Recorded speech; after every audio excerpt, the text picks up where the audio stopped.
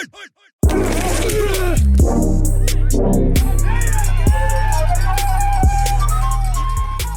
to ASU Football Insiders. I'm your host, Rob Penn, along with my Hall of Fame co-host, J.R. Redmond.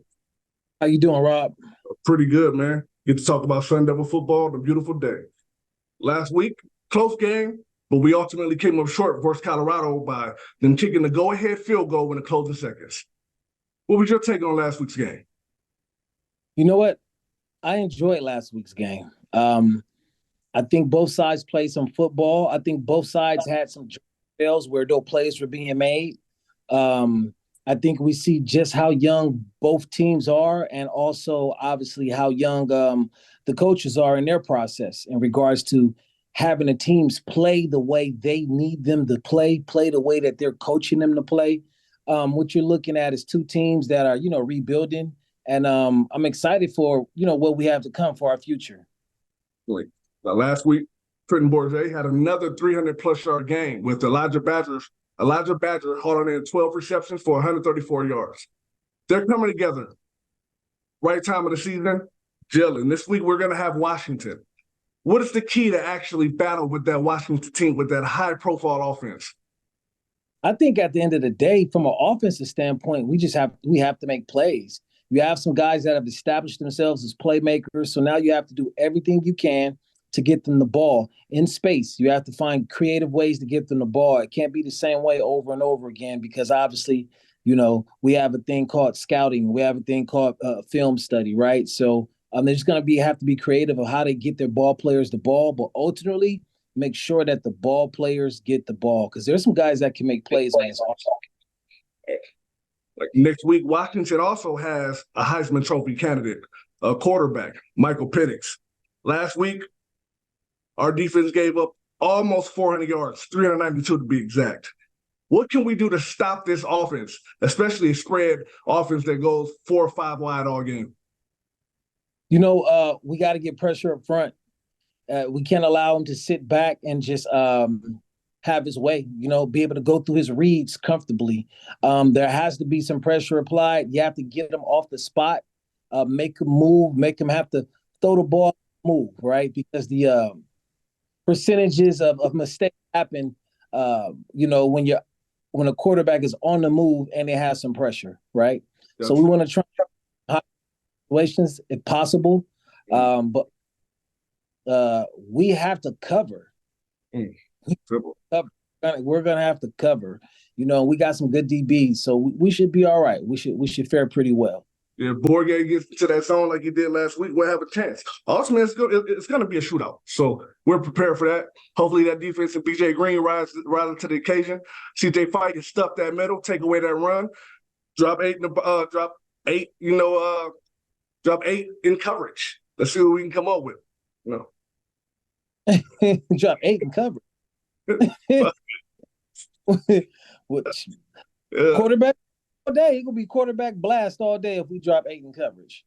Yeah, but again, we got some good DVs. I think one of the biggest thing too is going to help us is from a linebacker perspective is those guys making sure they're getting underneath the routes, that they're covering the ground they need to cover in order to make those windows tight for the guy to fit the ball in there. Today's Sun Devil Spotlight, we have a rising star, defensive back, Shamari Simmons. How you doing, man? I'm doing good and good. How about y'all? Oh, wonderful, man. First off, before we get going, Jay, I know you got something, but I got to talk about that hit Saturday, man. I felt it. That's the reason I retired. You know what I'm saying? Yes, I really felt like I should have picked it off because I knew what the play was and stuff like that. But I made a good play, though. Put yourself on a map. That's what you did. Yeah. Can I actually, yes, sir. You said you knew what the play was, right? So that's a testament to film study, right? Making sure that you could be in the right place at the right time when you recognize the situation. How much film study have you got in this week, seeing as you guys are going to face a team that throws the ball all over the field? Me personally, I didn't got into a little film myself, but not as much because I'm really just far as the week, we really been focused on what we need to do to get better as a defensive unit. And we've been seeing like certain spots that we need to work on just as a defensive group.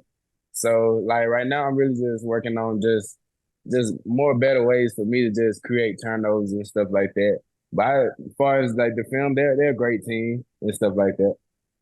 When it comes down to a team like Washington and Penix, and you know you're going to get your opportunity, you know that ball is coming your way. Does your mentality change with preparation in that way?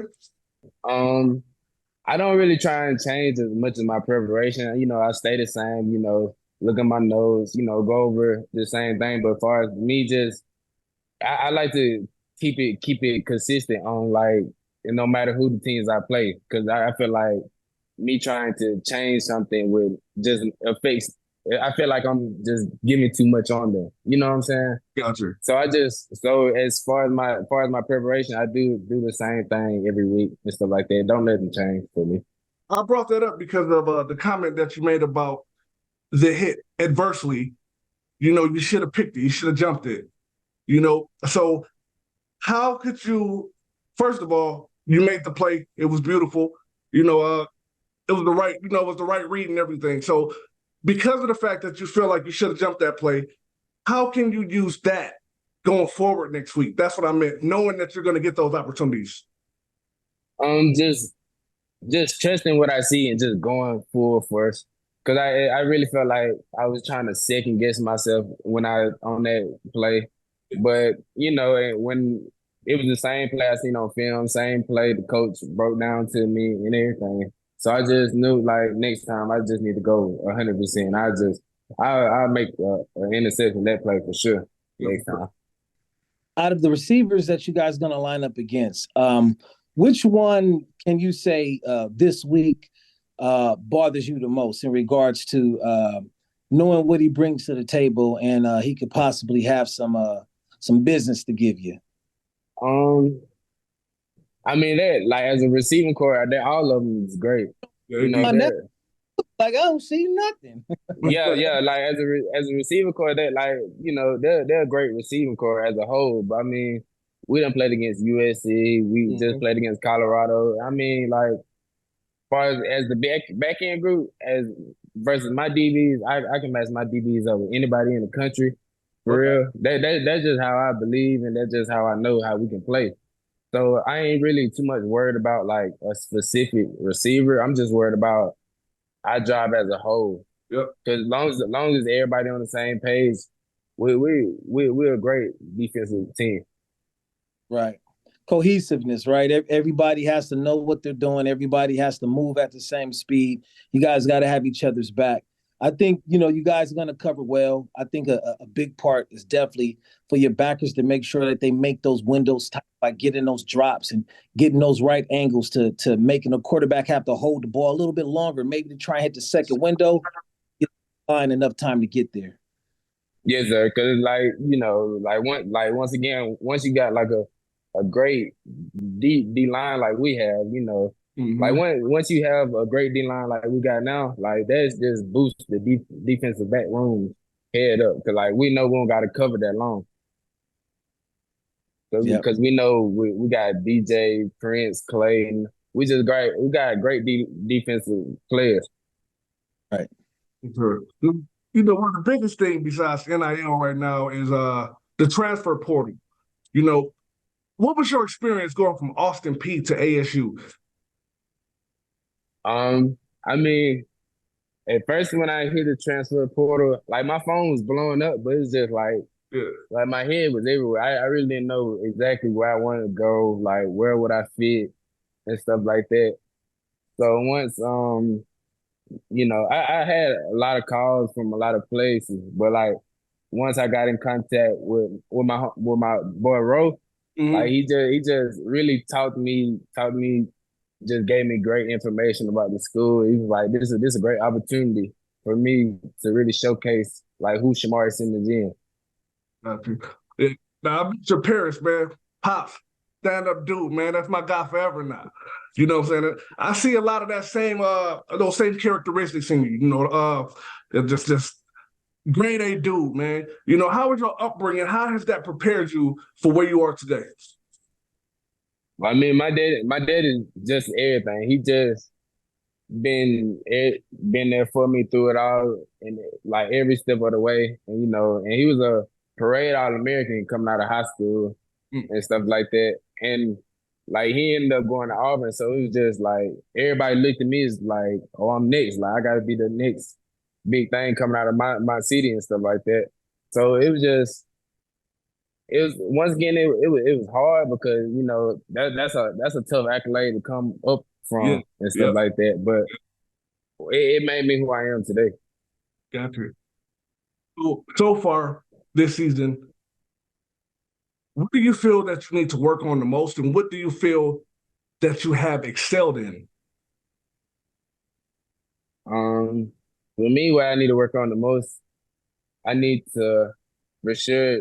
I definitely need to come up with some more turnovers in the back end because we're a great defense and stuff like that, and just having just no interceptions that really bothers Yeah, me personally because like I really depend on me being a great ball hog and safety and stuff like that. So it's just that's my main focus. Little things is probably just securing more tackles in the open field because like I'm the last person as defense. yep, And so far as much as I excel, it's just I feel like I'm doing a great job maturing, like as far as like just being a mature veteran leader in the back end and stuff like that. mm-hmm. Gotcha. And I just really just been trying to just teach younger guys like Josiah, Uh-huh. Montana, like all them Yeah, just like just like just tell them boys they blessed. You know what I'm saying? Just being a freshman at Arizona State, yeah. like they blessed just to be in this type of predicament. Can you ask that question again? From a schematic standpoint, have you guys gotten acclimated to the things that the coaches are asking you guys to do? Or is it still a bit of a learning phase in regards to understanding the scheme and how to perform it? Now I would say for the most part, like we know the scheme and everything. It's just like week by week, it's just what we can do to critique it. Because say we playing in three, okay, what we can do to not make it look as much as three, as far like the pre-show. You know what I'm saying? So it's just like just better ways we can just help our defense become a better defense than what it is. Gotcha. Now, this question, I'm gonna let you go here. Like I said, I want you to talk it, man.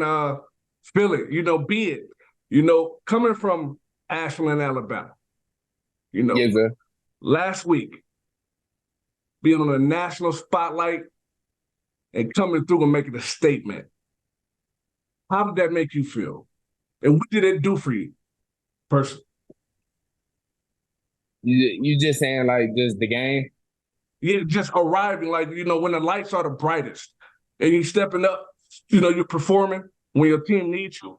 When you're stepping up and you got your city on your back and you're answering the call, and like I say, now everybody in the country knows your name. How does that feel? Yes, sir. I mean, I don't really try and think too much of it because I'm a humble guy. You know what I'm saying? Because Mm-hmm. like once I go to my city, like I ain't looked as like football player. I'm just Shamari Simmons that always grew up. You know what I'm saying? Mm-hmm. So it's just like I never let no fame or nothing get to my head. I just want I just want to like what I'm doing for football. I just want the younger guys in my city like hey like they can do it. Like that, yeah. I like that. You got anything else, Jay? No, that's it, man. That's it. Like I say, I gotta let my junk get a little bit longer so I can rock that right now. That digging that would look wild, but it's put together. Oh, it's getting too wild.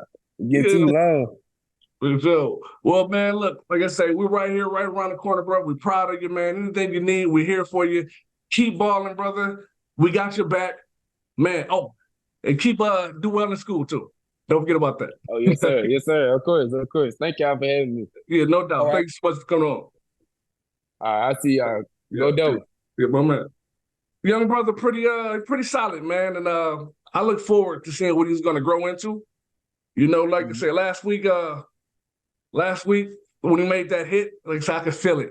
You know, everybody in the area could feel it. You know, and I was just so proud of him, like I said, because how humble he is. You know, and his people. You know how the quality of people they are and what they stand for, man. I'm just looking forward to seeing him really shine and come into his own. Oh, that's good, man. Good people deserve good things. So, hopefully he'll continue to make big plays and good things happen for him on and off the field. Well, next week, Washington, Heisman hopeful Michael Penix. We're going to have a lot to talk about next week. Thank you for tuning in.